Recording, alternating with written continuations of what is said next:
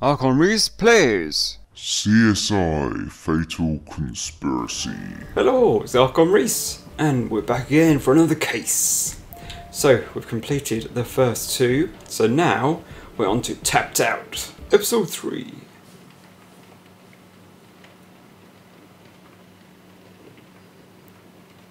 So, how is the plot going to thicken in this one? We can see a bit of a connection between the first two cases.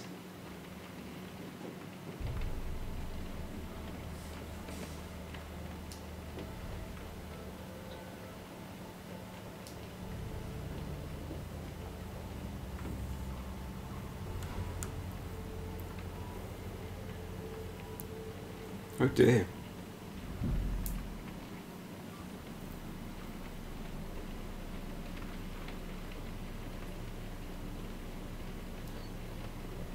That's Mary Marst, isn't it? The reputation preceded her, didn't it? Well, it isn't every day a spoiled heiress becomes the acting CEO of an international hotel conglomerate. That's true. The Morse Corporation. Mary was certainly Daddy's little girl. Well, this family has seen its share of tragedy recently. What is it, 2 years ago, Frank Marst and his wife Ellen died in a skiing accident over in Europe? Then Frank's will hands over the family business to Mary, only to have her nearly die in a car accident. She suffered second and third degree burns all over her body. I don't think she was expected to live, and that was over a year ago. Well, you gotta hand it to her. She always defied expectations. She was pretty tough. So tough, maybe someone just got tired of waiting. I'm not quite sure that sounds like his voice. Mary's hospice nurse and her stepsister He's Jane Barrett Nick. found her like this. I'll let you guys go to work. If you need anything, you know where to find me. Okay, partner. Ready when you are. Now, unfortunately it's quite rainy here, so I'm hoping the mic isn't picking up the rain from outside. So, let's see what we get. Now. Oh, I can see something. Shoe impressions? Left in mud. The mud's still moist. Fresh. Moist, eh?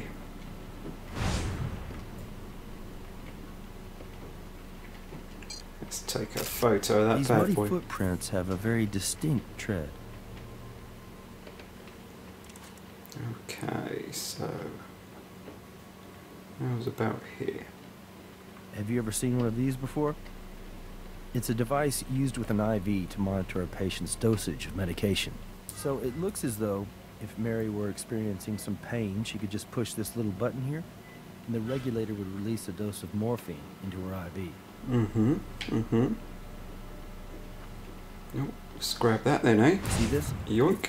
There's a serial number right along the broken seam here. So if we put these pieces back together at the lab, we should be able to read it. Okay. So what else have we got? So we've got with this. What about this green stuff? Eh? Bottle of morphine. So there has to be a switch inside that regulator unit which prevents a patient from overdosing. Oh. This looks a bit suspicious.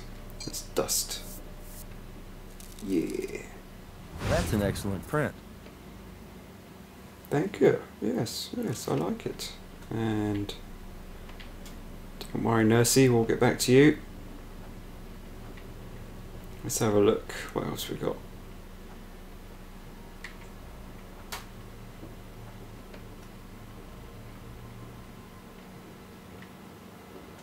Right, I can't see anything there. So how's about out here? Oh, it says to go here, right? Oh, let's have a look. Ah. Look like anyone you know? Maybe not. This bust is of the late Frank Marst, Mary's father. Looks like it's made of solid bronze. Nice. Oh, what we got then? Aha. That's good. We'll be able to compare those marks back at the lab. Okay. Oh, hello.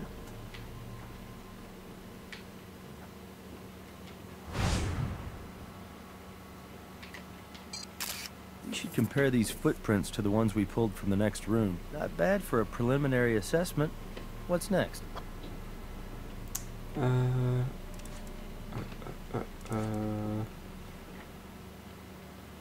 hello. Miss Barrett, we're with the Las Vegas Crime Lab. I know you're upset, but we'd like to ask you a few questions if you don't mind. Of course, officers. Confess. Whatever I can do to help. That's correct. Mary's nurse and I discovered the body this morning. 7:30 this morning? Maybe 7:45? I'm not exactly certain. Yes. She was lying almost exactly like this, but the nurse and my brother John did try resuscitating her, so the body may have been jostled a bit. I made sure none of us moved anything else, because I understand the importance of not disturbing a crime scene. Her morphine regulator was smashed. Mary couldn't do that. Poor thing could only move 2 fingers on her left hand. God bless her. I pray she's in a better place now. You'd think anyone living like this would want to die.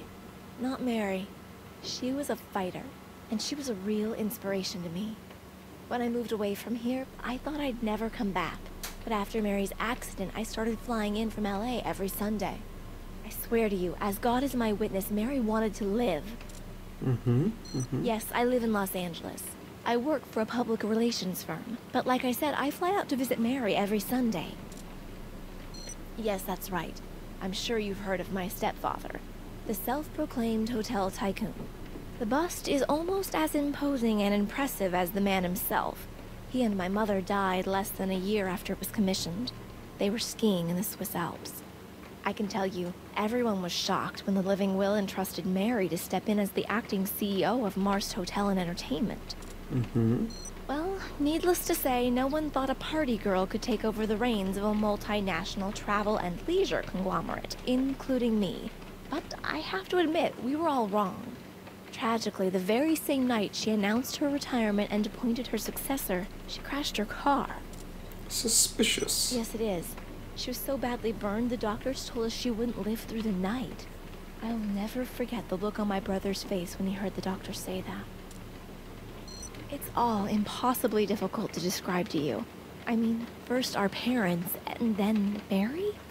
It was almost too much to bear. The way she fought. She was stronger than anyone could have guessed. She wanted to live. Mary's nurse let me in, and it was just like my normal Sunday visit. I wanted to tell Mary about my promotion. And then, as soon as I saw her, I knew something was wrong. I could tell by the paleness of her skin. I think I screamed, and the nurse screamed, and that's when John ran in and we tried to revive her. This is the family's chalet. When we all decided to bring Mary back here to spend her final days in peace, my brother John decided to move in too, so he could be with her and help take care of her. He and Mary were very close, much closer than he and I. No, we're not particularly close. Well, let's just say we have very different views about money. Very different values about it. Growing up as an only child, Mary had always wanted a little brother, and John was more than happy to be spoiled by her. I have no idea. He ran out of here, and I haven't seen him since. Thank you for your time, Miss Barrett. We'd like it if you could remain here in Las Vegas until we have a better idea of what happened to your stepsister, okay? All right, officers. Whatever you think is best. Okay. So, time for the nurse, I think, now. Excuse us, miss. We're with the Las Vegas Crime Lab. We'd like to ask you a few questions, if you don't mind. Starting with your name, please. I'm Pauline Liu. I'm Mary's hospice nurse, but I suppose you might have been able to guess that from the uniform. That is, or was, the unit which regulated Mary's morphine dosage. The mobility in the 2 fingers on her left hand allowed her to press the button on the regulator. By breaking the regulator, there'd be no control over how much morphine Mary was receiving. There'd be no way to monitor it. If Mary pushed the button too often, then a small safety latch inside the regulator would engage. The latch blocks any further signals into the mechanism dispensing the morphine. It's what prevents an overdose. Yes, and Miss Barrett, that's Mary's stepsister. She and I found Mary. like this. About 7:45, I think. Miss Barrett visits us every Sunday and she usually arrives by 10 o'clock, but today she was early. She rang the bell about 7:30. Miss Barrett and I were together when we came into the room and found Mary just like this. I was just devastated. No, it's just not physically possible. Mary was burned over 75% of her body, and we're talking about burns which were 2nd and 3rd degree. The scar tissue is so extensive, her mobility had been limited to 2 fingers on her left hand. I have a small room at the house. Family prefers I refer to it as the chalet. Anyway, when the family hired me, it was with the understanding that Mary required 24-hour care. It's hard for me to say this, but I do believe Mary wanted to die. It's a miracle she survived the car accident, but the quality of her life from that moment on was extremely poor. It's difficult to imagine just how much physical pain she was in on a daily basis. We did as much as we could to ease that pain, but I know she's in a much better place now. Did she talk at all? No, the damage to her vocal cords was too severe. And she couldn't move enough to sign either. Miss Barrett once purchased a computer for Mary so she could literally talk through it. But even though you could operate the voice software with the touch of a button, Mary showed no interest in it. Are you familiar with the Nightingale Pledge? It's an oath nurses take, like the Hippocratic Oath. Part of it goes, I will abstain from whatever is deleterious and mischievous and will not take or knowingly administer any harmful drug. So in answer to your question, no, I did not assist Mary in ending her life. Okay. I can't remember Mary ever having a call button, actually. I used to just check in on her 4 or 5 times a night. But I stopped doing that a few months ago when the doctor was able to adjust the regulator to administer a dosage which allowed her to sleep peacefully through the night. I should have never have stopped checking in on her. Maybe I could have saved her. Maybe you could have. No, Mr. Barrett, I mean John, Mary's brother, well, stepbrother, actually. I'm sorry, it's a little confusing. He lives in the chalet. He told me he moved in right after they decided to check Mary out of the hospital. She hadn't been expected to live very long, and they thought it would be nice for her to live out the rest of her days looking out over the waters of Lake Merritt. He spent a lot of time with her every day, talking to her, reading to her. They were very close. When we couldn't revive Mary, Mr. Barrett got very upset and left the house. I don't know. I took care of Mary, but I was not particularly close to the family. I tried to be as inconspicuous in their lives as possible. Yes, of course. Okay, so... let's see about the lab, shall we? I'll call Robbins, tell him to send somebody down here to pick up the body. And I'll make sure the officers hold the scene for us, just in case we need to come back here.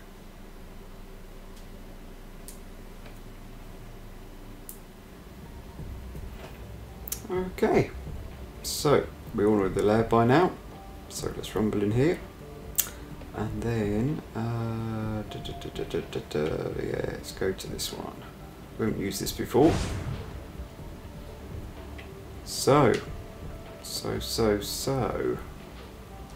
I think we'll see about doing this sped up, maybe.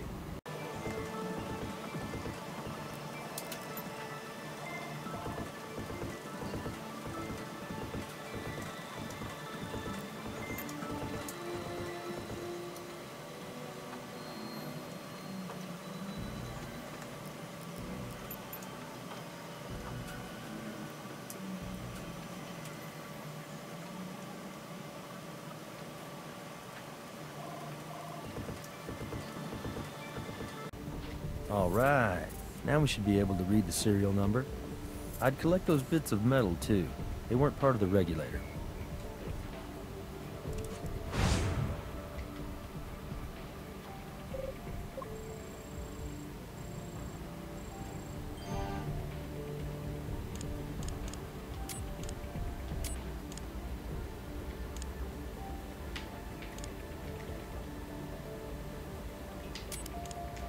Same tread, same size.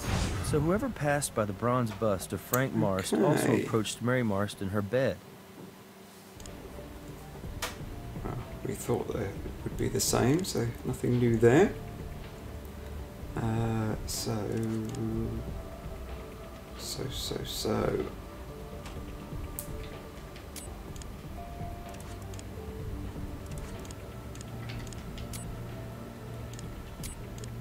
Alright, so we've got this, and we've got this. Oh, pesky controls.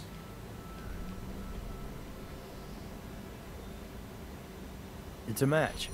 That bronze trace we found in the broken regulator pieces came from that bronze bust of Frank Marst. The evidence suggests someone took the bust from the front room and used it to break open the regulator. Then they removed the morphine control inside. Then the murderer pushed the button on the regulator to give Mary an overdose of morphine. If Mary was awake, she would have been forced to lie there and see it all happen. Helpless. Indeed, unfortunately.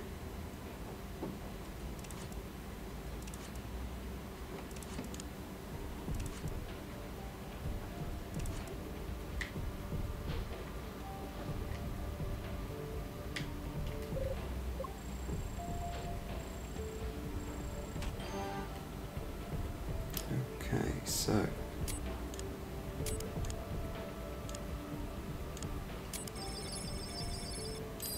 what have we got here then? Let's have a look, see.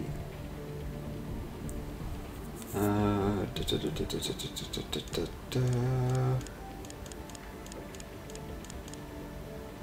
go with 3, 5, 6. That's looking good. And 7. Yep. That looks good to me. That's almost 100% bronze.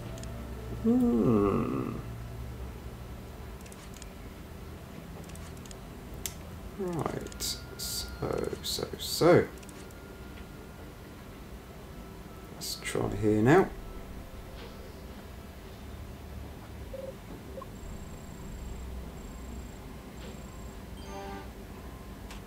And now we want to do this.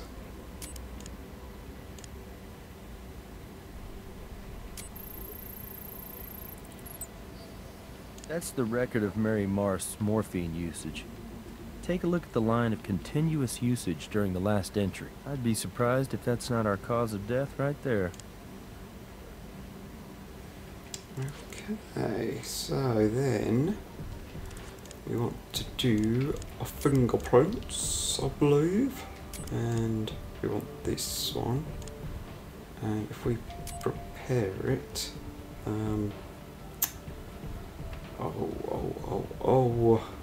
let's just have a look at this.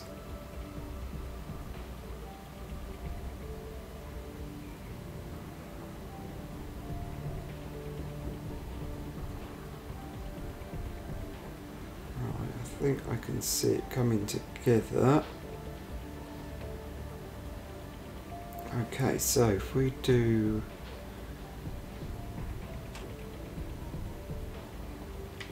oh, come on, cursor. That one.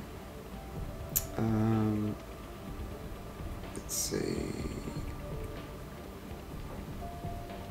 That one. That one looks good. And let's go for that one. Because that looks a bit distinctive. And then we just need one more bad boy.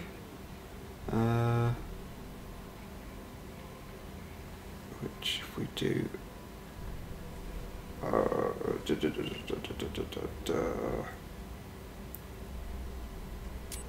that one. Let's see how we go then.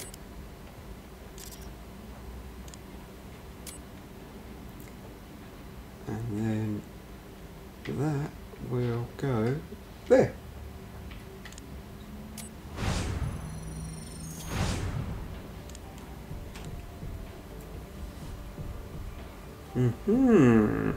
So, the print on the bottle matches Jane Barrett. It says here she was arrested 6 months ago as part of a Death with Dignity demonstration in Carson City. Okay. Right then. Warrant. Oh. Right, Brass. I've got some info for you, son. Based on what evidence? Based on the fingerprints, Prints on the boy. bottle of morphine belong to Ms. Barrett? Well, until Doc Robbins gives us the results of the autopsy, we can't even think about a warrant. But maybe Ms. Barrett will come in here voluntarily to answer some more questions. No harm in asking her, right? Indeed, indeed. Thank you for coming in voluntarily, Miss Barrett. Of course, officers. I'm happy to help with your investigation. So, what should we ask her first? Let's go with this one. To be honest with you, I'm uncomfortable with her appearance.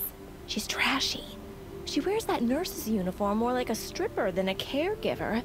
However, John seems to think she does a good job, and Mary approved of her. Okay. No, of course not. Mary had already passed by the time I got here. Boom. Oh, I'm sorry. I thought you meant today. I did change her morphine when it ran out during my visit last week. Euthanasia? Well, it's one of those... In theory, it sounds like something which could be a good thing, but in practice, what scares me is the opportunity for abuse. Kids offing their grandparents in order to inherit the money to buy a new cell phone? No, I'm opposed to it.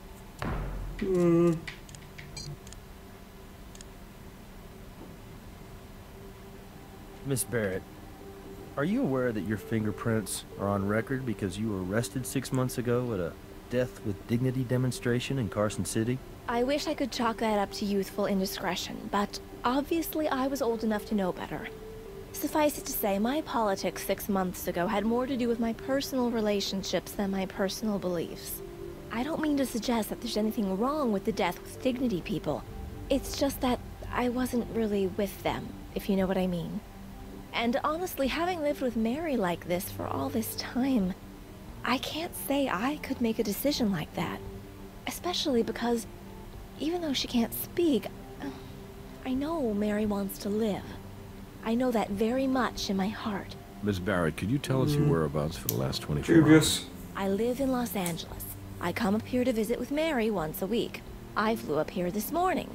By that look on your face, I'd imagine you'd also like to know if anyone can verify what I'm saying, but I don't think anyone I know saw me. Oh, wait! Hold on.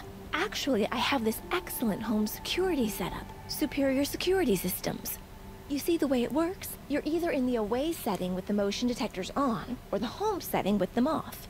They gave me an application for my cell phone that tracks when I'm home and when I'm away.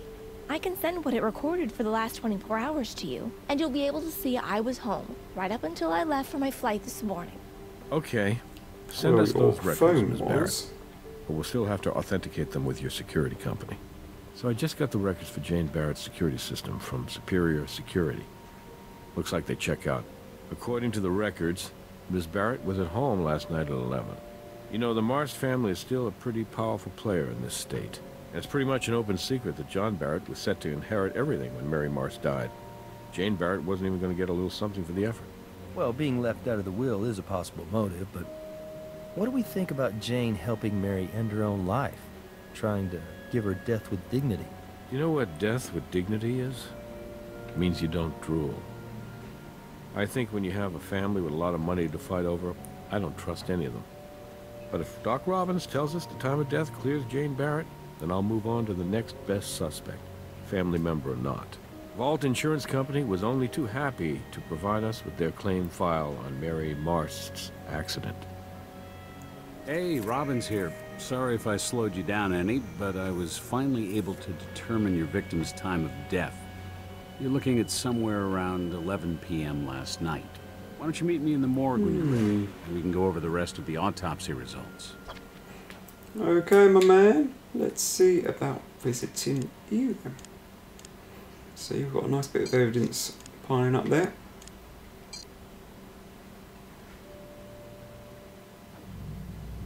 Thanks for waiting. Ms. Marst's previous injuries, which resulted in extensive hypertrophic scarring, made my job a lot more challenging than I'd expected. I'm sorry if I've slowed you down any. Curse you, old man. Just because something walks like a duck and quacks like a duck doesn't mean we shouldn't assume it's a duck. The massive amounts of morphine found in the victim's system would lead one to expect death by overdose-related causes. And I did determine Ms. Marst's cause of death to be asphyxia due to morphine intoxication. Because the extensive scar tissue in Ms. Marst's lungs was hypertrophic, it took a little while for me to distinguish the morphine as the root cause of the asphyxia, as opposed to a more general catastrophic failure of the respiratory system due to her persistent condition. Is it just me, Doc, or did this autopsy take a little longer than usual?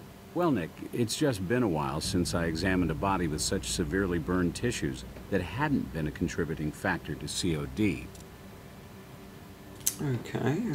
I estimate time of death to be somewhere around 11 p.m. last night.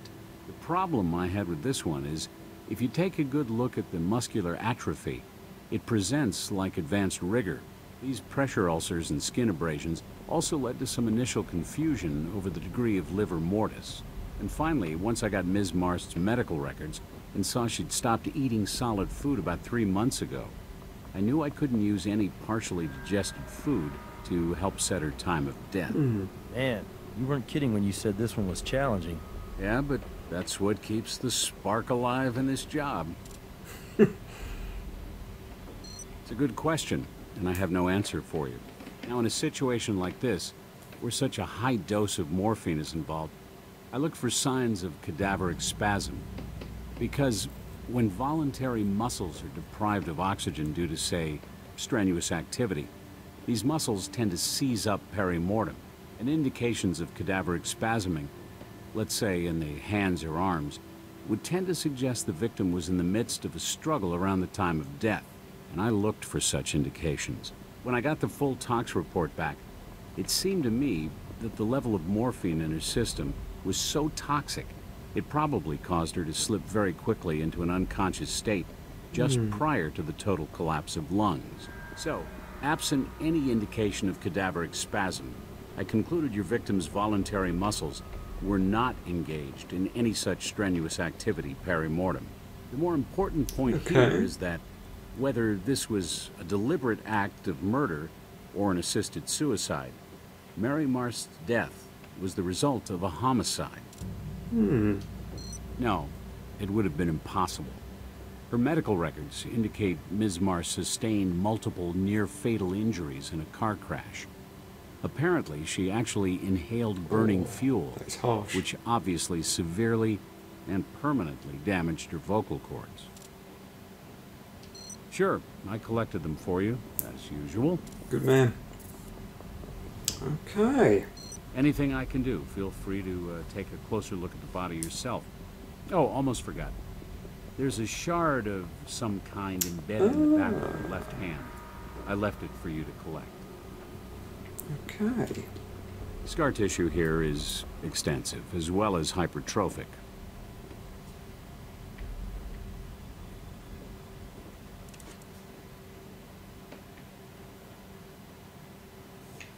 Right, so how do I move down the body again? Oh, there we are. There we go. Let's have a look at this hand then. Chink, That's chink. the shard I told you about. Good man. Alright, alright. So, I think we need to go back to the Batcave, don't we? Investigate this little shard. So, I think this is a case for materials. Okay. What would it be? Chemical, I guess.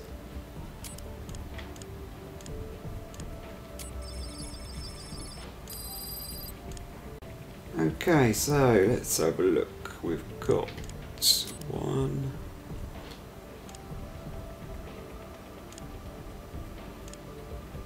It's number 4. Yeah. And 5, 6, 7.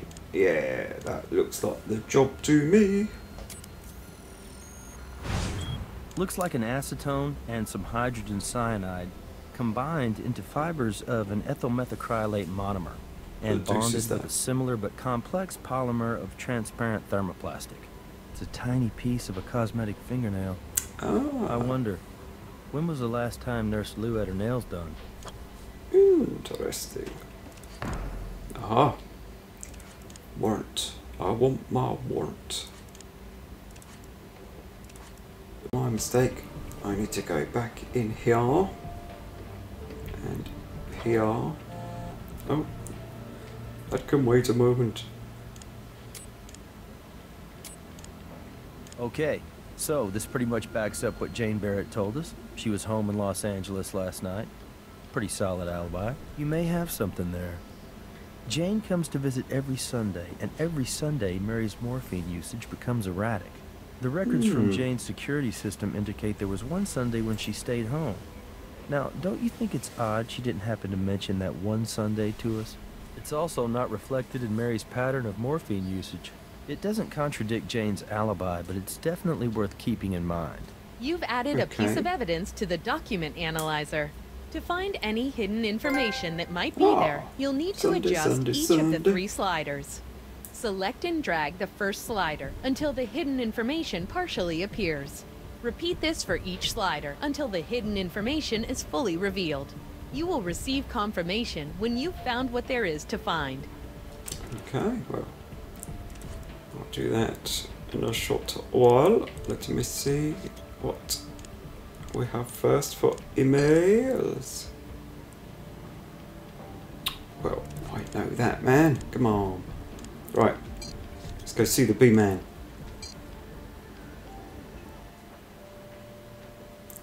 Okay, so first What evidence do you have? we have this. What if we do this? I'll talk to the nurse. See if she might be willing to come down here voluntarily to answer some questions. Maybe we'll get lucky. Sounds good to me, my man. Hello. We meet again. Nurse Lou, we appreciate you coming down here voluntarily to answer some questions. You're welcome. I don't think there's any more I can tell you, but I'd like to help you if I can. Good, good. Why don't you answer this? These? Yes, they are. Boom. That's odd. Oh, but you know I did get a nail tip put on my index finger when the real one broke last week. It's been on my hand all week, so I guess I kind of forgot about it. But you can see it's not chipped or anything. I don't know for sure. I do know there's an area down by Lake Merritt where the family keeps their boat. And Mr. Barrett, he likes to go down there when he wants to be by himself. Given what's happened, I wouldn't be surprised if he's there now. Yes, Mr. Barrett how do would you tell know? Mary about the boat in the lake and how it was the only real place in the world he could find any peace. He and Mary spent a lot of time together. He would sit there beside her and carry on a conversation as if she were talking right back to him. I wasn't eavesdropping, I just couldn't help but overhear their talks. Or his talking, that is. Mr. Barrett is my employer. He pays me to provide home care for his sister. Honestly, I can't say I really know Miss Barrett. When she came to visit, she would seem uncomfortable. But seeing someone you love in the condition Miss Morse was in, well, it's very, very difficult. So I tried not to take anything personally. Okay, okay. Thank That's you, it nurse. for now. I may call you in if more questions come up. I understand. Good. Right, so let's see about this boathouse then, shall we?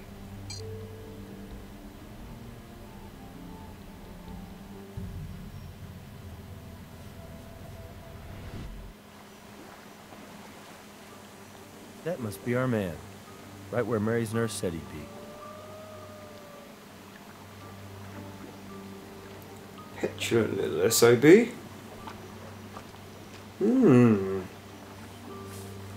Well, let's take a little walk down here, shall we? And let's have a little look at these, huh?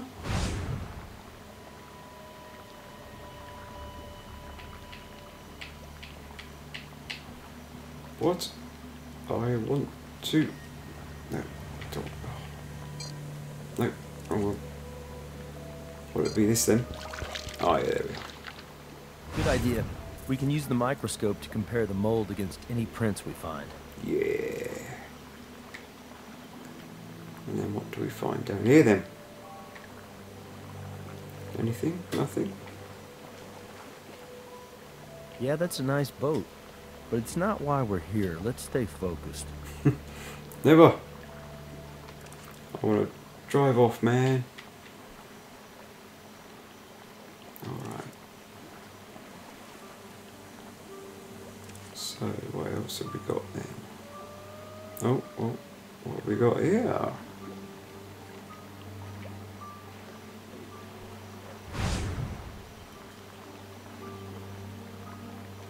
Can we dib-dab it? Yeah. Well, no one will ever accuse you of not being thorough.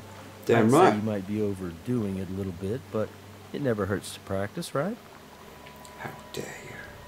How very dare you? I'll do what I want, because I'm a man. Yeah. Right, so... Let's go here. I want to speak to you, buddy. John Barrett, we're with the Las Vegas Crime Lab. Okay. Do you think I'm gonna need my lawyer? We're looking into the death of Maybe you Mary Morse, will. and we'd like to ask you some questions. I didn't do it. What else do you need to know? Sister. Mary was my sister. Even though our mothers were different, that didn't matter. And Mary was the only real member of my family I had left. Now she's gone. What the hell are you trying to insinuate? Mary was a fighter. Most people just lose their will to live. Not Mary. She was an inspiration. Okay, You know what? That's really none of your business. My opinion? I think you're wasting your time. And mine. My sister's gone, and your investigation isn't gonna change that. I'm gonna let you in on a little family secret. We have a real problem with authority, unless we're invested in it. So any more questions you have, save them for each one of my lawyers. Nice little chap, isn't he? Yeah, give me a call. We'll grab a drink or something. Right, well, let's go test this footprint, eh?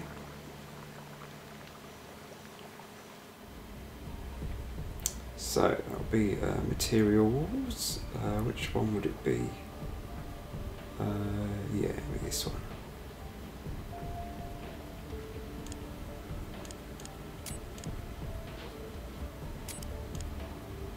So, we want to compare that with... Oh, wrong one. That. The size and the tread patterns match.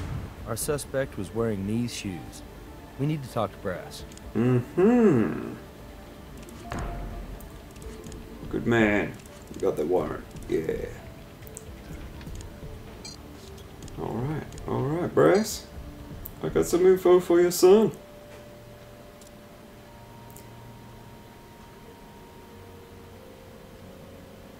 What do you got in the way of evidence? We got the shoe. This is good. We can get a warrant to search the kid's room with this. Problem we have now is it's Sunday, which means the judge is indisposed on one of several possible golf courses. I'll have to chase him down to get the warrant to search John Barrett's room.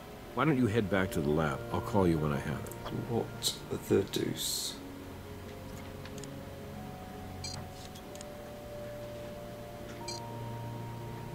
You recognize him? This is a statue of St. Ambrose, patron saint of beekeepers. The statue belongs to Beatrice Salazar. At least it belonged to her back in 1982. That dried blood there belonged to her husband, Miami drug lord Humberto Salazar. The theory goes Humberto Salazar fell in love with a beautiful teenage prostitute he plucked off the streets of Mexico City. She got the house, the car, and the drug empire. He got St. Ambrose to the head. At the time, nobody could find any physical evidence to tie Salazar to her husband's murder, but obviously, we've come a long way since 1982. And that's where you guys come in. Salazar's grandstanding when she showed up the other day was just for show. Her DNA has been on file for a while. What are these white, pasty flecks? Adhesive from an evidence locker sticker. I just need you guys to pull her DNA off this statue. And if you can, that's the ball game. We've got her for murder. Okay.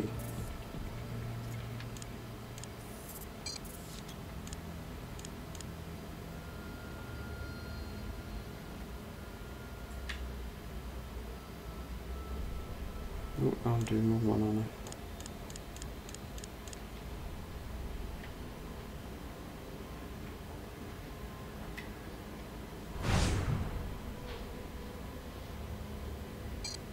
Nothing to collect here. Nothing to collect here.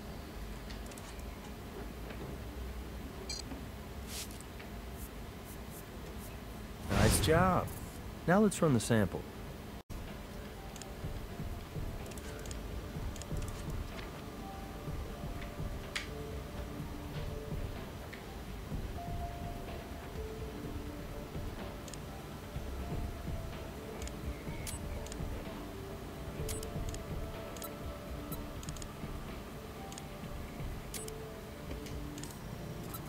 The results of your search are in the column on the right.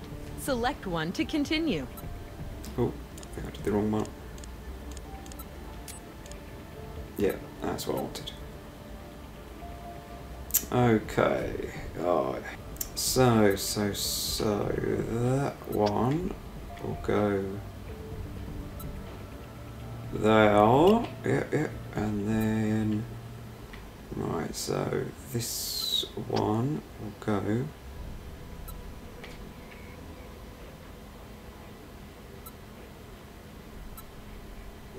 there. Yep. And then this one will go, looks like there. Yep.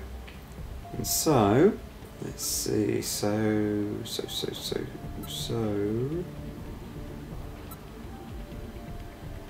this one will go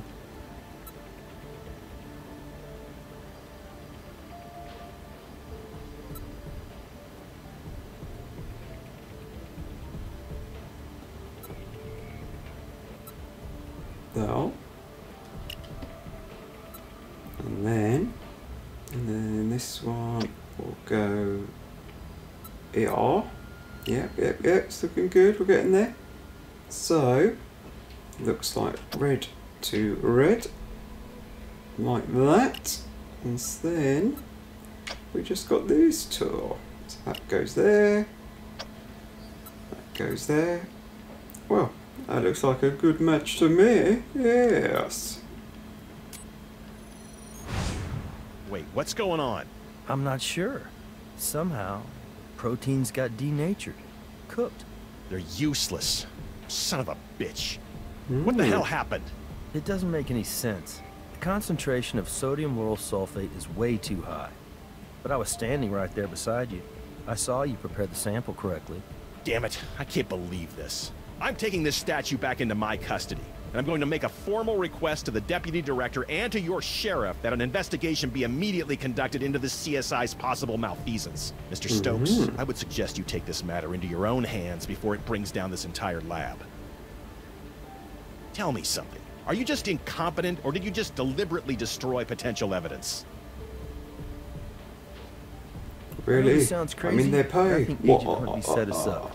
I think he deliberately set us up so that we would consume that potential DNA sample in analysis. And he wanted us to take the fall for it. Catherine, we gotta get our hands back on that statue. We need to analyze whatever traces on it, and we have to figure out what the hell's going on with Huntley. Lumpy just left the building, and he took the statue with him. I'll notify the FBI field office. See if they can help us.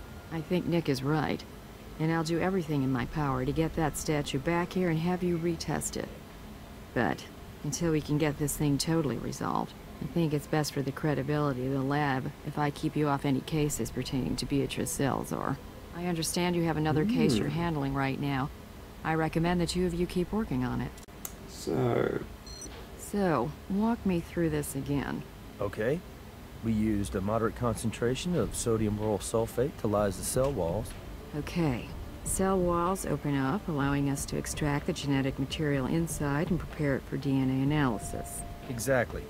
Except this time, for some reason, there was a much higher concentration of SLS than we normally use. So when the sample was hydrated in preparation for our DNA analysis, the water and the high concentration of SLS produced a chemical reaction that gave off enough heat to raise the temperature of the water way above 80 degrees Celsius. Which would have denatured the protein and destroyed the viability of the sample. Agent Huntby is claiming you incorrectly prepared the lysing solution by adding too much SLS. Catherine, with all due respect to Agent Huntby, I was standing right there when it all went down. The solution was prepared correctly. Now, as we were swabbing the sample, I did notice a trace amount of some sort of pasty substance on the back of the statue, so I asked Agent Huntby about it, and he said it was just some glue residue from an identification tag. You know, you can create a paste with sodium lauryl sulfate, concentrated enough to have that reaction when hydrated. It's Brass. I finally tracked down the judge and got him to review and sign our search warrant for John Barrett's bedroom. It's a go. Okay, well, let's give this a bash then, shall we?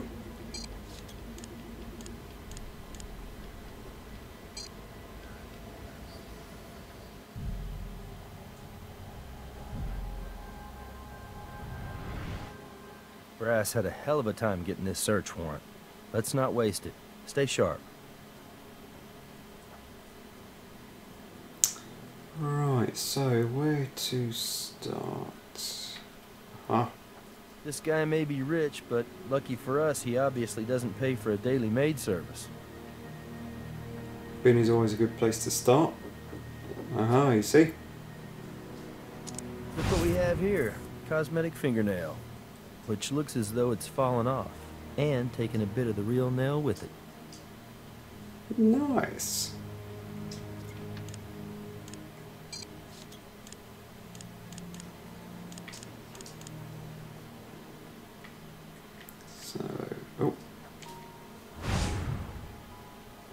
So can we swap it? Yeah. That sample may allow us to positively identify who the nail belongs to. Nice.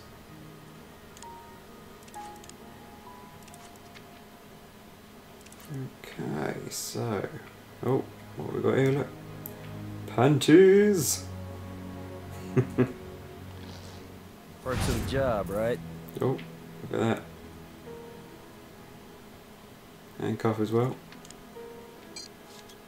Right, well, as we have panties, I'm sure we can get some sort of DNA off these. Oh, look at that.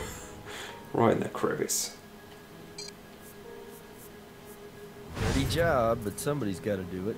Hopefully we'll be able to recover some usable DNA. Oh, and more.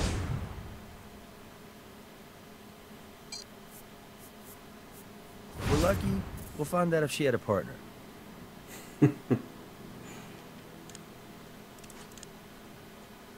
Okay, so...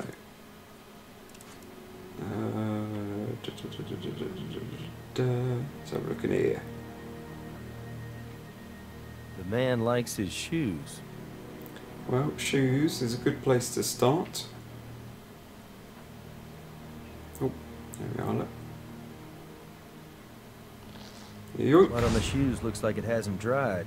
It's fresh.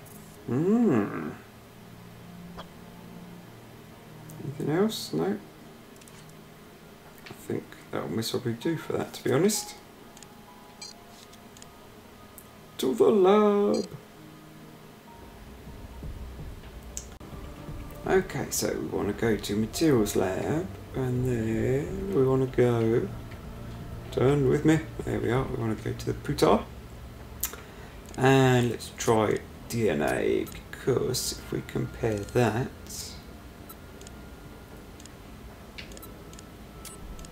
No, that's the wrong one, isn't it?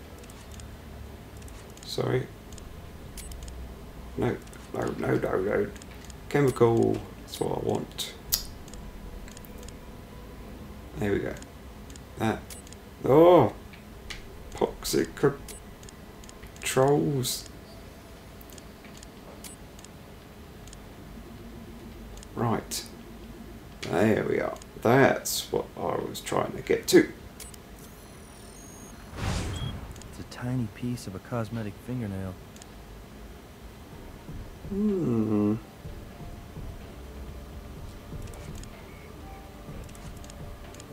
Now we'll try DNA.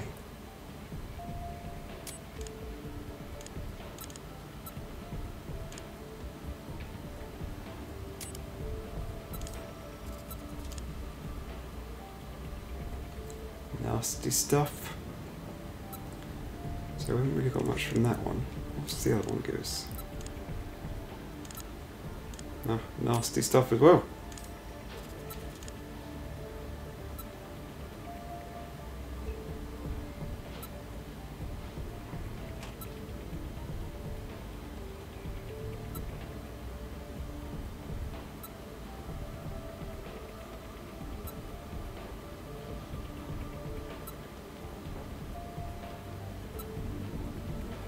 Alright, so let's roll with this.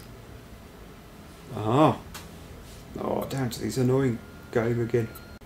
Right, so let's bang that into that, and that into that. Let's go with that there, that looks good.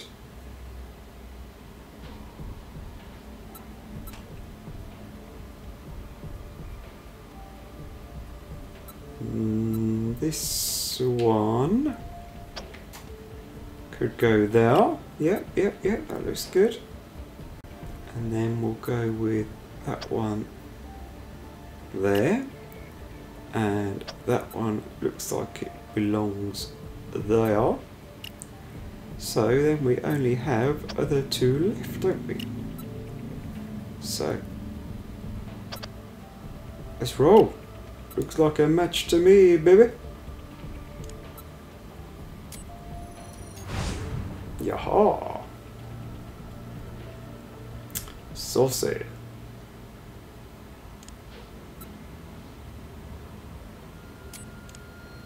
And then we have this one. So with this one, when we do a search, always go for number 4. That's what I could try and do. See? Right, so let's see what we can do with this bad boy. Okay, so let's do this one going here, and that one going here, and then we'll roll with that one going here, and I think that this one will go here. Okay, so let's go with that one. Yeah, that one will go there, and this one will go up there, I believe.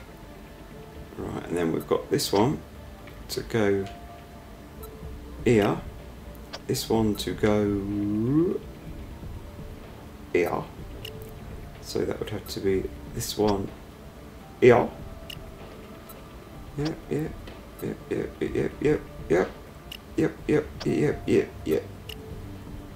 Well, I think that looks good to me.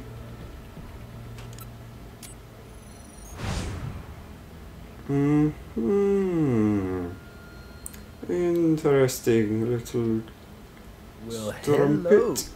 It's always the naughty nurse, right? Not only does Pauline Lou have a work card because she's been a dancer at various gentlemen's clubs around town, but she also has an arrest for solicitation on her record. Looks like John and Nurse Lou didn't want us to know about their little relationship. Do you want to tell Brass, or should I? Nice. Got us a warrant. Aha. Nicely done. Now, next. We have mail. What's the mail?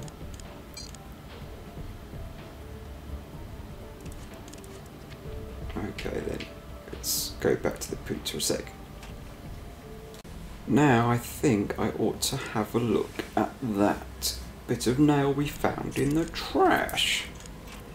So we've got that here, and if we compare that to the saucy undies I found against her.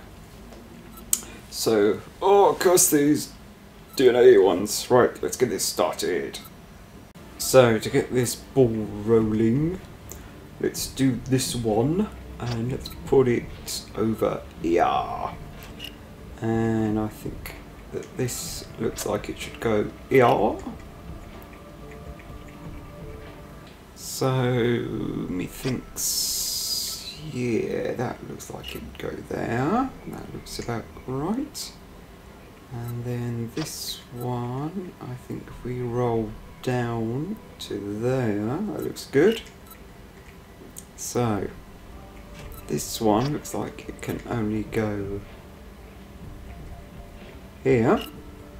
And then we've got this one down here, which methinks, yeah, it goes there. So, let's do the teeny tinies. That to there. And that to there. See, we're getting there, we're getting there.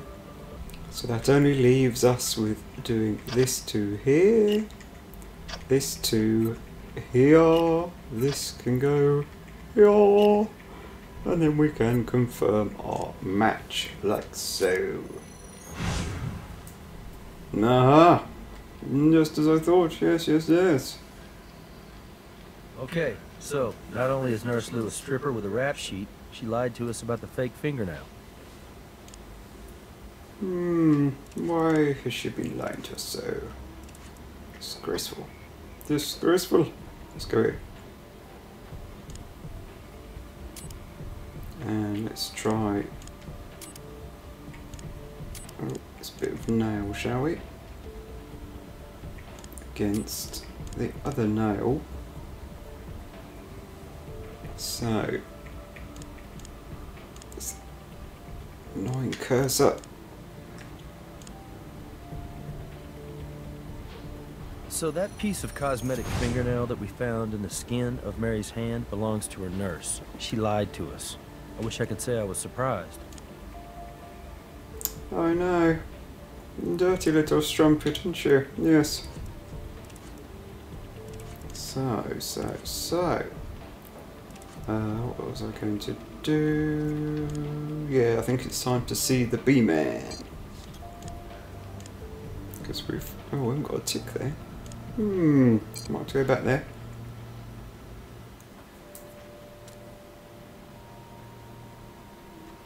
What evidence do you have? Pauline, Lou, and John Barrett were lovers. Yeah. Great. So I'd call that motive, wouldn't you? I so would let me get indeed. this straight. John Barrett stands to inherit If a you let me fortune. answer you, I would have His said girlfriend, yes. the nurse, provides him with an alibi, and lucky for her, vice versa. And on top of that, her intimate knowledge of the regulator unit gives the kid a great big opportunity for murder. Looks like John Barrett doesn't seem too interested in providing an alibi for anyone, including Pauline Lou. Okay, let's not tip our hand here. If we try and talk to John Barrett first, his lawyers might circle him, and the nurse. But if we call the nurse in here first, then maybe she'll be willing to make a deal and give up her boyfriend. I'm very confused by this situation. I've tried to be very cooperative. Have I done something wrong? Yes, you have. Well, like I told you before, I chipped a nail and replaced it with this one I have on. And I've had it on all week. Why are you asking? Boom. Because of your nail. Pauline, we found your DNA on a cosmetic fingernail. That's right. You know what? When I first broke my nail, I put on a different replacement. But I didn't apply it right, so then I put this one on. In fact, I didn't even put this one on. The woman who does my nails did. But I don't see why any of this matters, because that was all like a week ago. Why are you asking me that? I'm a registered nurse, and Mr. Barrett hired me to provide hospice quality care to his sister. Boom. Panties. Pauline, I'm gonna ask you again. What is your relationship to John Barrett? I think you know why I'm asking. Because according to the semen and vaginal contributions we found on this underwear, you and Mr. Barrett were very intimate. At least on one occasion. It's true. I love John. We've been together for some time now. I met John not long after his parents passed away. I probably fell in love first. I think he was more interested in being distracted. You see, before I was a nurse, I was a dancer. A stripper, actually. Dirty. It's not something I'm proud of, but it's not exactly something I'm ashamed of either. It paid my way through nursing school. I'd always dreamed of being a nurse. And it brought me to John. But I never quite had enough confidence, or I don't know. Maybe I just didn't have enough experience to pass my certification tests. John was the only one who ever believed in me. He's the most sensitive, caring man I've ever known. Pauline, you've been telling us this whole time that you're a registered nurse. Yeah, well, for all practical purposes, I am. It's just that I don't actually have this certification yet, and I didn't want to get John into trouble for having hired me. Look, I swear to God, that's the only reason I tried to hide our relationship from you. Look, all my life, all I've ever wanted to do is be a nurse and help people. I couldn't bear the thought of being barred from the profession for good because of this. As Mary's nurse, you definitely had what we like to refer to as opportunity. You following me? Okay, now since you and John had a little thing going on, and he stood to inherit the family fortune if and when Mary died, well, that gives both of you motive. What really complicates things is that you've told us two different stories. I tell you what, Miss Lou. We're all reasonable people. We know you and John are in this thing together. That's why we're prepared to offer you a deal. Testify against Mr. Barrett, and we'll make sure that you do the bare minimum of jail time. What do you say? No, please, I'm innocent. You've got to talk to John. He'll tell you. We were together all night. I swear to you. You lied to us, Pauline. Now it's kind of hard just to take you at your word. And since John's not talking, we're really going to need your help to find something to back up your story. If John knows what's going to happen to me, he'll talk to you. I know he will. He's a very complicated man. Before her accident, Mary gave John a gift. It's a goofy little thing. This little finger puppet. It was like this private joke between the two of them. But then when Mary got hurt, that stupid puppet began to mean the world to John. He would hold it at her bedside and try to make her laugh with it. But last week, the puppet got lost somehow. I'd been cleaning up and I must have misplaced it, but John went ballistic. I mean, you'd have thought I'd run over his dog. Anyway, day before yesterday, I found the damn puppet. I was thrilled. I went down to the lake, down by where they keep the boat, and I was gonna surprise John with it, but before I could say anything, he started screaming at me. And that's when I threw that stupid puppet away. For good. Well, not exactly for good. I tried throwing the damn thing in the lake, but instead I ended up tossing it into the family's boat. Okay, this is the crazy part, and the whole reason I'm telling you this. I think if John gets that puppet back, then he might be able to open up to you guys. He's missing Mary so much. He just needs to have a piece of her back, and then he'll open up and tell you everything you need to know. I'm sure of it. Interesting. That's all for now. Thank you. So, we are off to the boat.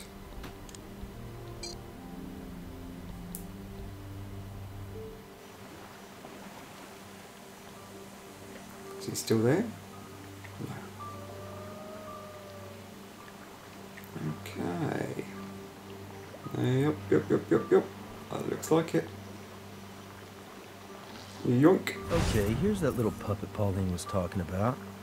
It's ridiculous. I mean, I don't mean to be disrespectful, but it's just really hard to believe this would mean so much to Mary's brother. So, can we look at the puppet?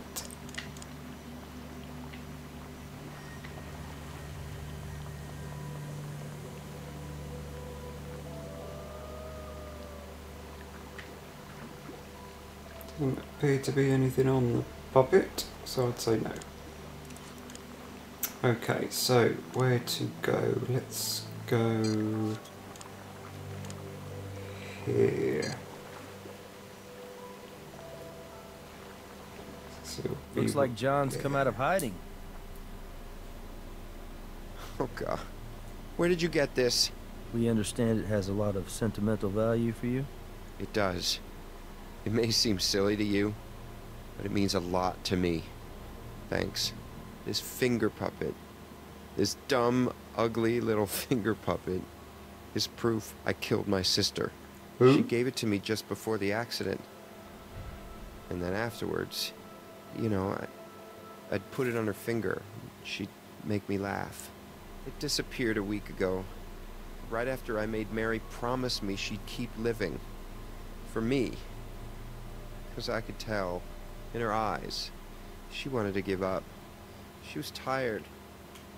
I couldn't let her go. When I thought I'd lost this puppet, it suddenly occurred to me that instead of convincing Mary to stay with me, I'd actually pushed her into leaving. I killed her. Someone else may have helped her, you know, carry it out, but it's really my fault. John, I Strange. don't understand something, and I don't mean to be insensitive, but how would you know what Mary was thinking? She couldn't speak. She could hardly move. How were you communicating with her? We both knew Morse code. We tap into each other's palms. It's almost like how Helen Keller used to communicate. Mary knew Morse code. Yeah. You know, for laughs, she'd tap out the things that bothered her on the regulator button, because she knew it would cut off after a certain point. She complained about blisters and cramps. Jane. Jane? Yeah. Mary told me every Sunday at some point she'd get so bored when Jane came over that she'd spell her name out with the regulator button. It's I wonder if it's like she the spelled finger out puppet. something with the button. Stupid, but funny. On those records. I really miss her. We need to get back to the lab and review those regulator records. I think we may have Yes. overlooked our best witness. Good thinking. To the lab, Robin.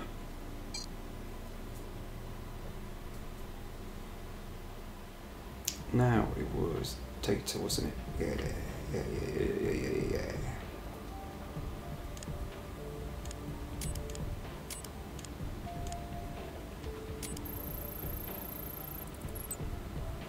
So here's what's bugging me.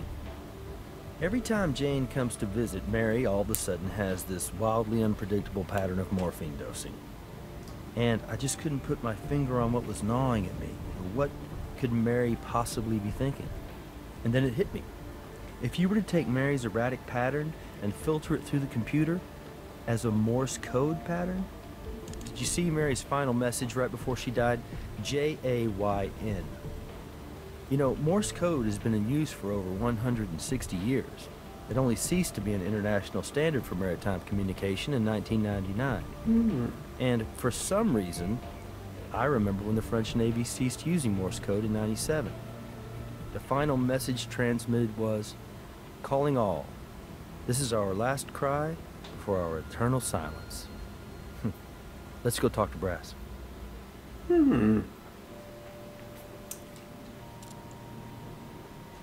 What do you got in the way of evidence?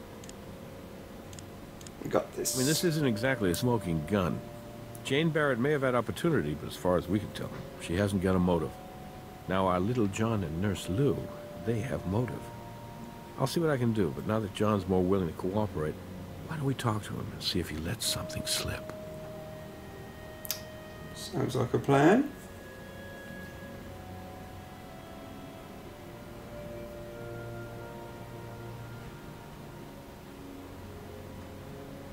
Okay, so let's go back to the bedside.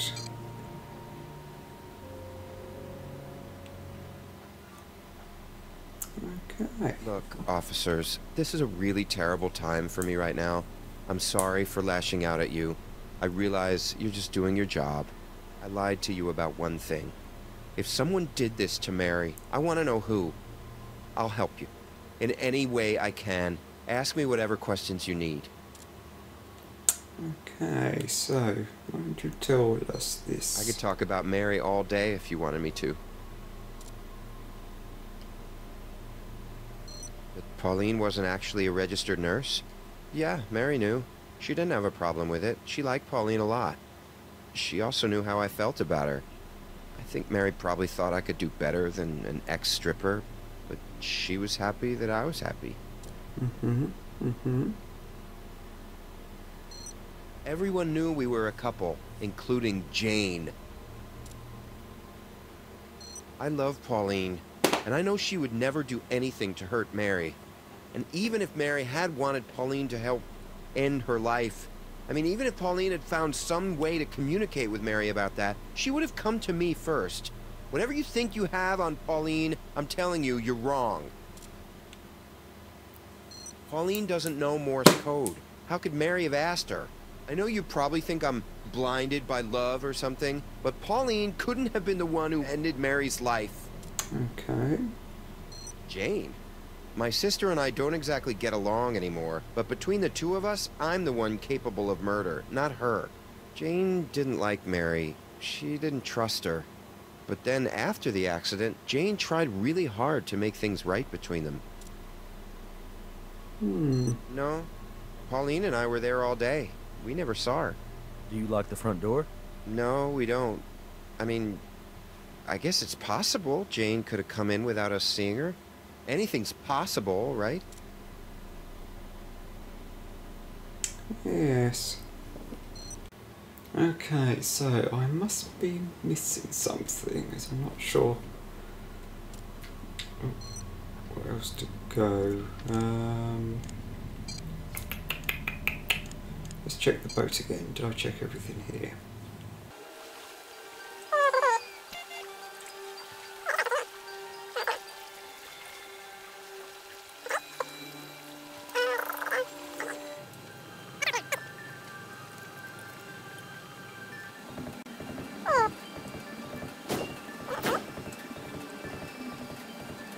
No, did I do this?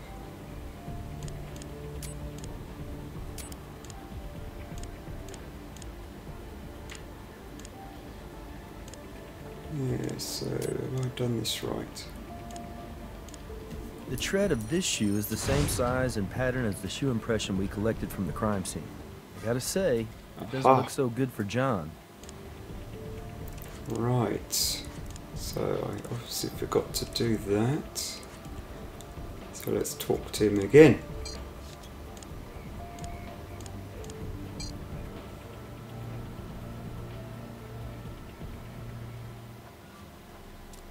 Yeah. Pauline and I were home all night. We got back around 10, and then we basically crashed in our room till morning. It's not really much of an alibi, right? Nobody saw us, nobody called us, but it's the truth. I understand you have to ask me that question, but it still hurts. And the answer is still, no, I did not kill Mary. You see, John, the problem is, absent you having an alibi we can confirm, the evidence we have right now suggests that you had both opportunity and motive in your sister's death. What evidence? Well, for one thing, we found a shoe impression beside your sister's bed. It was left in fresh mud. We were able to match that impression to the shoes we found in your bedroom, the ones which still had caked mud on them. Wait a minute. Think about it. If I was really gonna kill Mary, why the hell would I track mud all over the house and leave my shoe print where you guys can find it and match it right back to me? You ever hear the expression consciousness of guilt? It means deep down, you might have subconsciously felt guilty for doing what you did.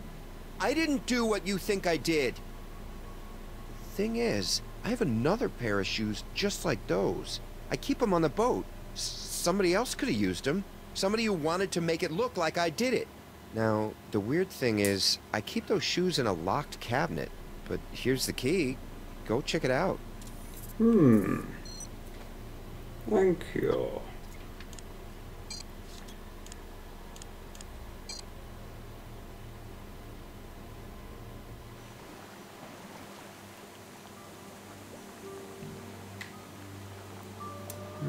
Okay, so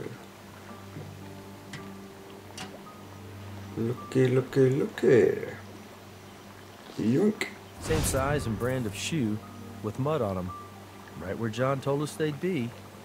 Okay, now the trick is to distinguish one pair of muddy shoes from the other. So, that means we want to... Oh, no, we don't want to go to locations. We want to look at the shoes.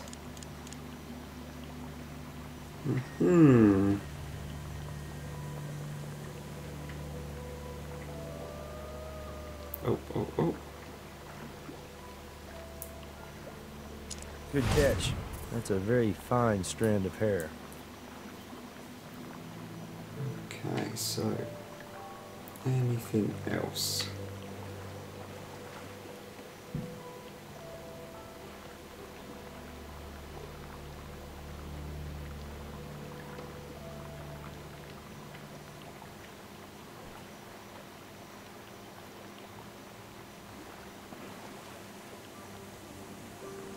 No, I think that's it.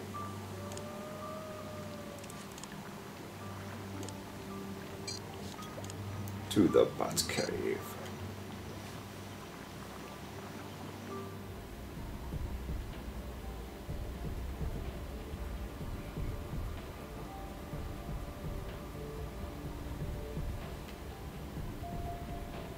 And then to the computers.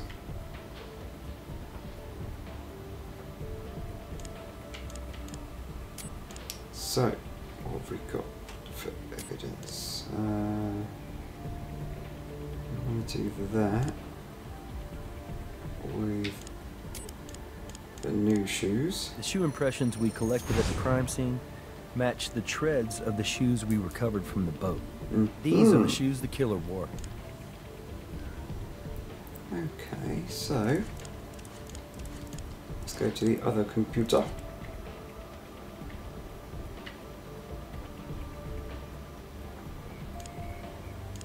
Alright, so we've got DNA, and we want to use that, and we want to search.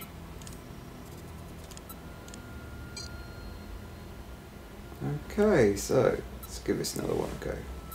Okay, so that looks good there, and then let's do that one because that will look good right next to it. Look at that. Yep. And then we've got, what have we got? We've got this one, which would look good here. Yep. And so this one would go here. Yep. Now, so we've got this one to go here. We've got this here. And we've got this one here. So that doesn't leave much left, does it?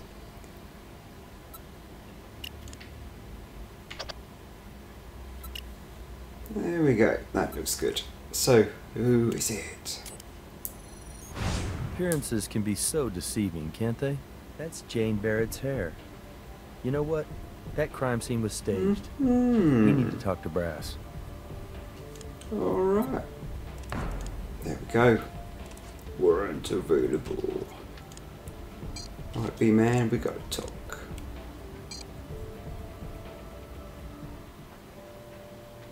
I got evidence! Yeah! Based on what evidence? I got... not that one, this one! The DNA evidence puts Jane Barrett right at the crime scene. I'll get your warrant. Sweet. Alright, lady. Let's talk. I don't understand. Why am I being brought in like this? I told you before I was at home in Los Angeles. Miss Barrett, we found your DNA at a location which ties you to Mary's murder. That's not possible. I gave you my home security system records. I wasn't even in Las Vegas. I was home. This has to be some kind of mistake. Didn't you check with the security company? That's exactly what we did, Miss Barrett. You, and everyone we talked to, mentioned how you would always pay Mary a visit every Sunday. but when we reviewed your home security records, we noticed one Sunday when your system listed you as home all day. I have an explanation. That is, May we see your phone, Miss Barrett? I'm gonna get a search warrant for your home in Los Angeles, Miss Barrett. I'm gonna have LAPD turn over the place and tell me exactly what they find. May I save you the trouble, Captain? You won't find anything there. You have no case. Just because I wasn't home doesn't mean I murdered my stepsister. That's actually quite a remarkable leap of imagination. And I would guess those don't usually play very well in front of a jury. I just heard back from the LAPD. They searched Jane Barrett's Lost Hills residence from top to bottom. Found nothing. Look, maybe What? Jane didn't want to risk traveling around with incriminating evidence on her, so she stashed it around here somewhere. All I'm saying is, it's worth looking into. Curses. Okay, so let's try back at the lab then, shall we? Now.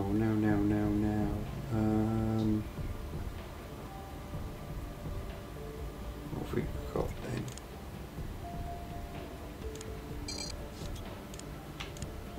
Got her phone.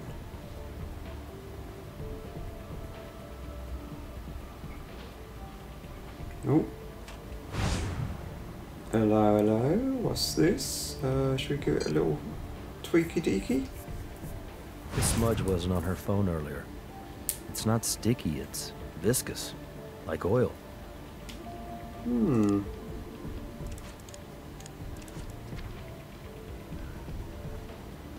go get it checked out, shall we?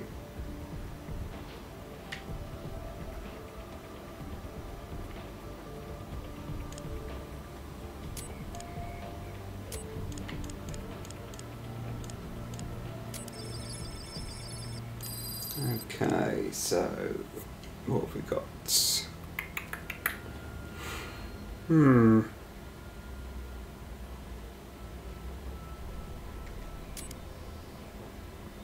Yeah. Let's put 1.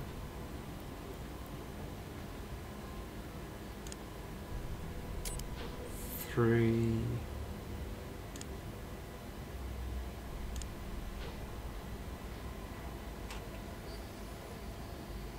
6. Yeah. And 7. Yep, that looks good to me. It's petroleum oil with a very low ash content. Looks like the type of two-stroke oil you'd use in jet skis. Jet ski oil rings a bell for me. Haven't we seen something like this before? Yeah, where did we see it?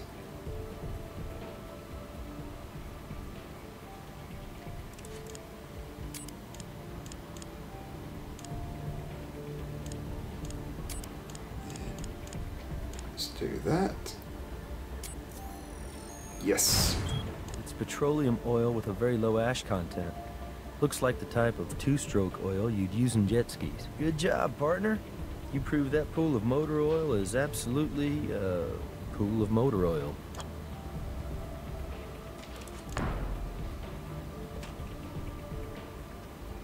Okay.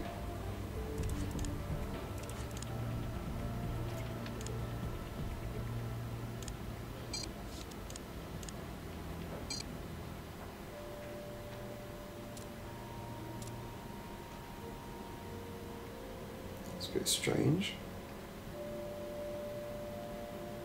Ah, yes. The ultrasound device. It's impressive. But it's also expensive. Let's just be sure we really need it before we start wasting valuable resources.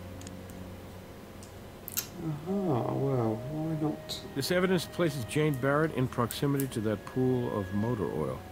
Okay. I'll get you that ultrasound device. Let's see if we can find out why she was there. Alright. So, maybe we're getting somewhere now, hey? So. We need to go back here.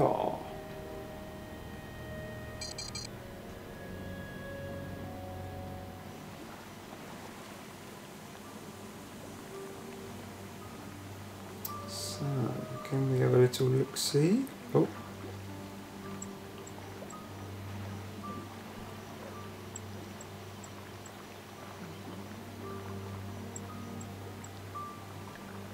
What's that? No? Oh. So this is what Jane was trying to hide. A hammer. She buried the hammer right on top of a wrench, which looks as though it's been down there for a while. Nice. Okay, so if we have a look at this hammer.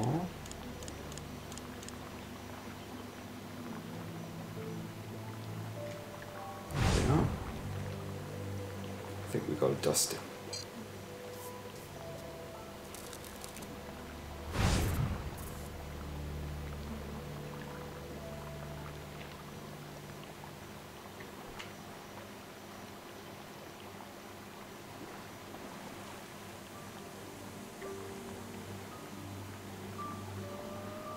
Okay.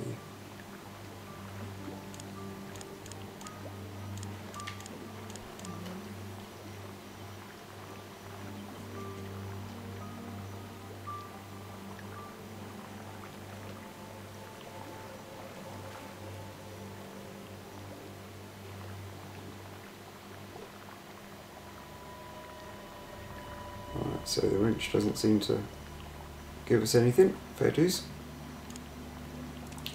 Fair dues. Oops, oops, oops. Let's go to the lab then.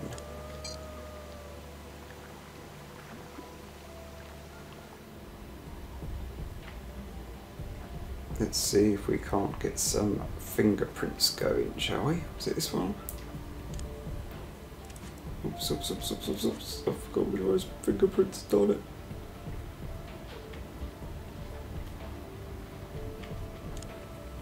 Eek.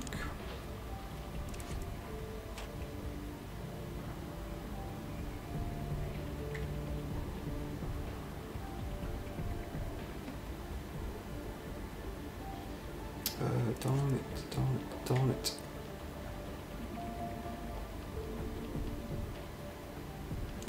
Here we go.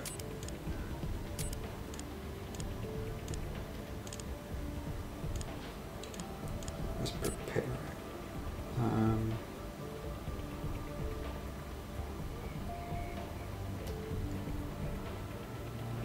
Okay, so let's go for that bit there.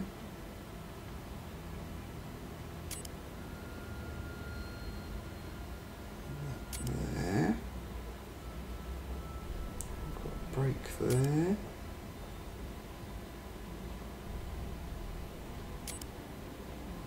Oh, no, darn it, I went wrong, didn't it?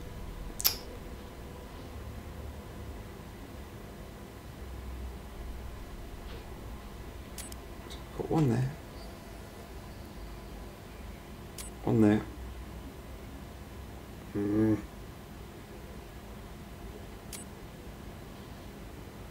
No, that is not what I want. Darn it.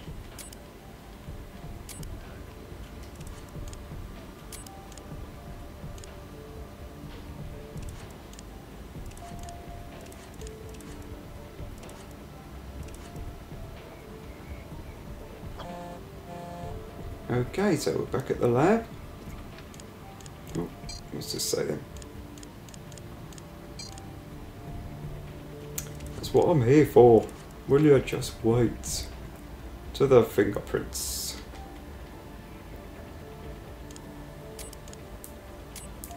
Okay. So.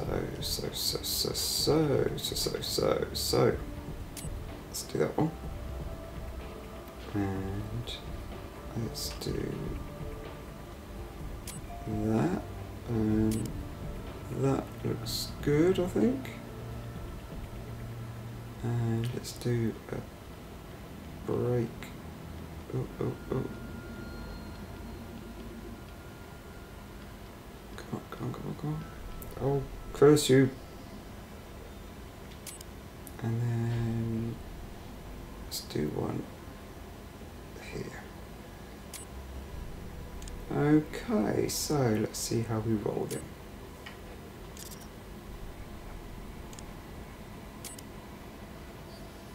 Right, so should be there.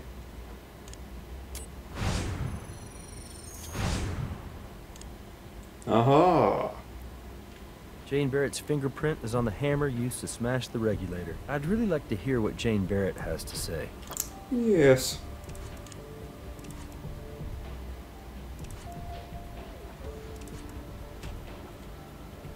But first,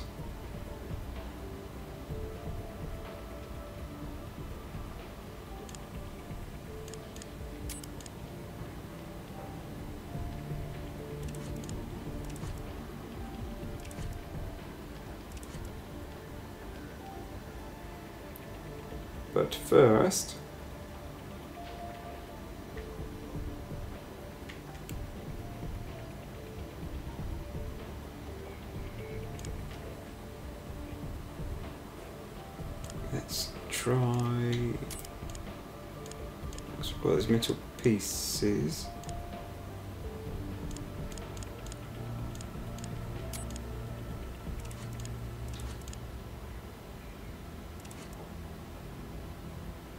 Something missing from the hammer. What you reminded me about?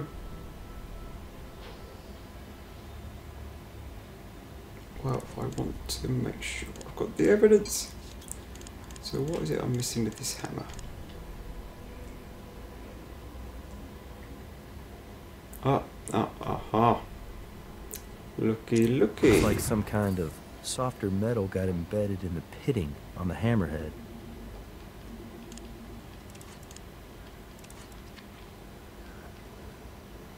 Okay. So I knew there was something with the hammer.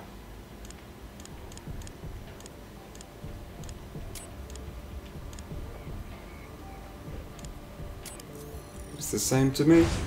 These particles are bronze, and they're a perfect match to the bronze that the bust is made out of. The bronze particles didn't come off by smashing the regulator. Someone deliberately shaved them off and planted them.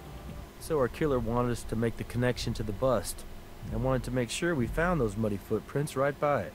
And he or she assumed that if we did, our focus would turn to John and Pauline.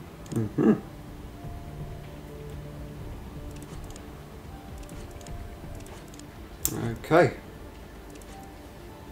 So now I think we have a bit more evidence. We can take this to the B-man.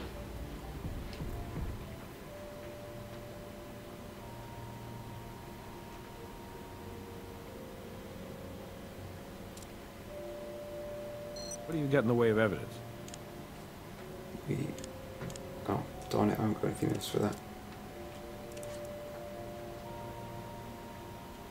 Maybe I need to talk to someone first, actually.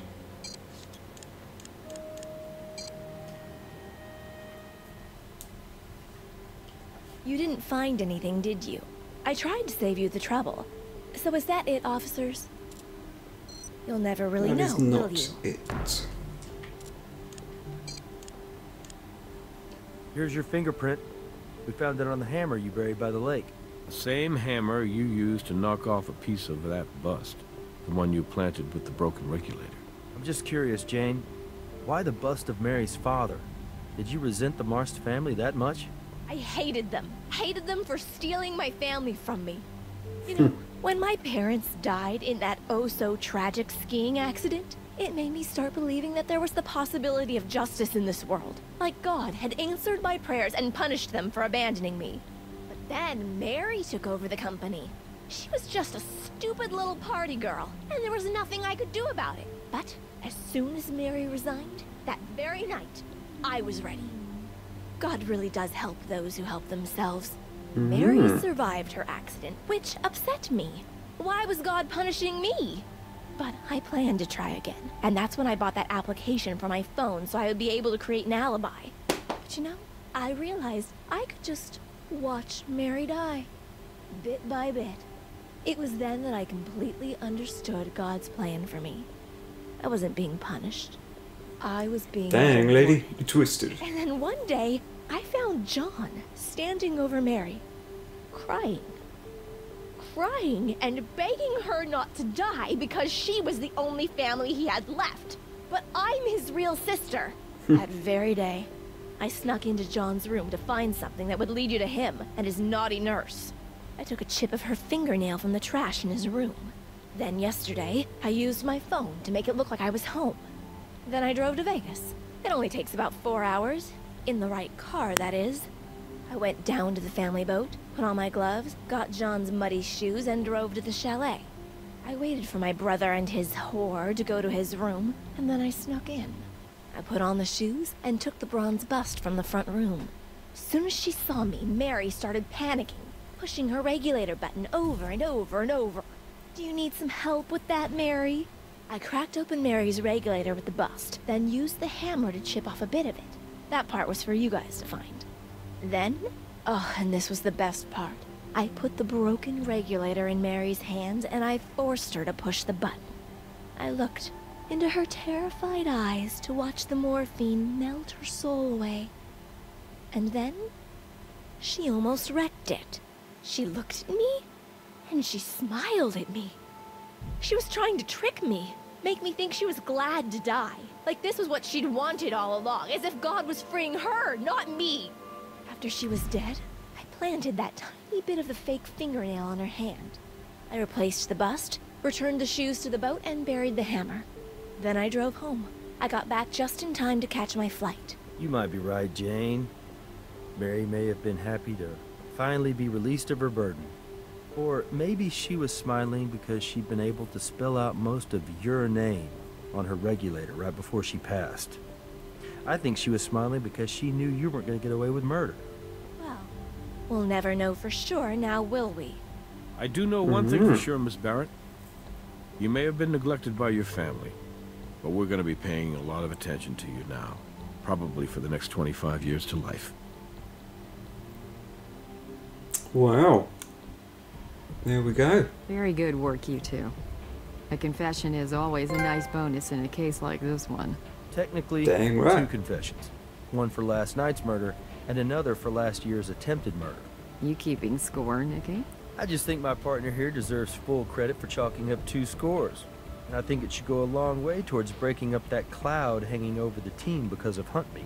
You let me worry about Huntby. I'm telling you, Catherine, he's dirty.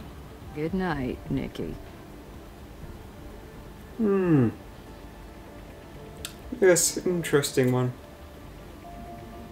Oh, look at that cunning. Oh, skill and thoroughness, a bit weak, but it's all good, baby. The case is passed. So look out for the next exciting episode. Peace.